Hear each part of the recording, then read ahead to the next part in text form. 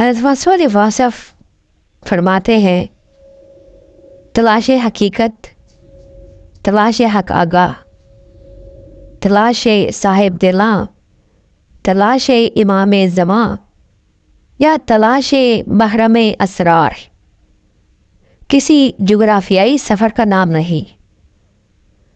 Sinbad کے سفر اور متلاشی حق کے سفر میں بڑا فرق ہے۔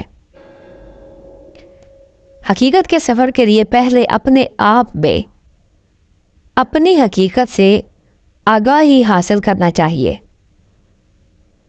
آئینہ دل جتنا مصفا ہوگا اتنا ہی آسانی سے جلوہ حق قبول کر سکے گا۔ اللہ تعالیٰ کا قرب پیشانی کو سجدے میں رکھ کر حاصل ہوتا ہے۔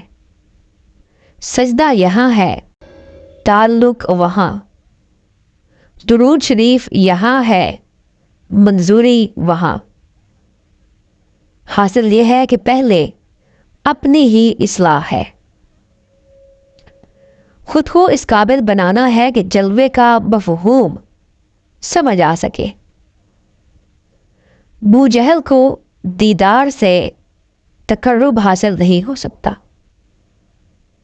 اویس کرنی کو تقرب مکانی کے بغیر ہی دیدار حاصل ہوتا ہے۔ مخلصین کو ابتدائے سفر میں ہی منزلوں کا سلام آتا ہے۔